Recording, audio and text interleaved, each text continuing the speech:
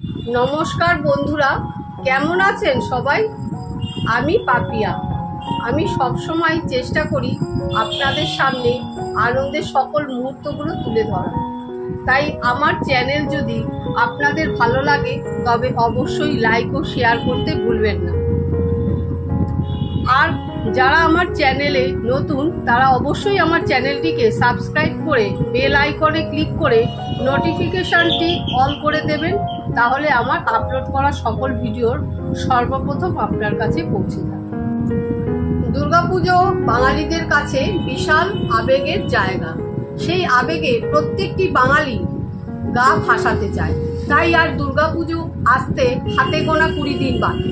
তাই এই আবেগ ও আনন্দের মুহূর্তগুলিকে আরো তাড়াতাড়ি কাছে পেতে আজ আমি আপনাদের আমার এই ভিডিওর মাধ্যমে নিয়ে যাব শোভাবাজার কুমারটুলিতে। তাই আর বেশি কথা না বলে চলুন কুমারটুলি বেরিয়ে আসা যাক।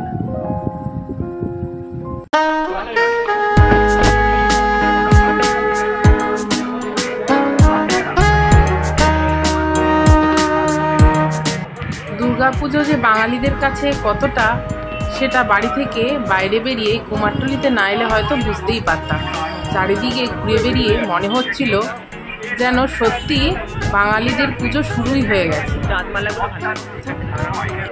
একদিকে শিল্পীরা যেমন ঠাকুর গড়ায় ব্যস্ত, তেমনই আবার রয়েছে অপরদিকে ঠাকুরের চালচিত্র, অলংকার এবং মুকুটের সাজে ব্যস্ত শিল্পী। আর সেই সকল অলংকার কিনতে প্রচুর লোকের ভিড়ও দেখা গেছে। বিভিন্ন ক্লাব, এমনকি বড় বড় পুজো প্যান্ডেলের সদস্যরা এবং ঘরোয়া পুজোর বহু লোকেরা এখানে ভিড় করেছে পুজোর বিভিন্ন সামগ্রী কেনবার জন্য। আর সেই সঙ্গেই দেবী প্রতিমার এই অপরূপ সুন্দর মূর্তি সত্যিই যেন মনোমুগ্ধকর। ছোট ছোট দুর্গা প্রতিমাও এত নিখুঁতভাবে তৈরি করেছে শিল্পীরা যে সত্যি দেখে চোখ সরানো যায় না।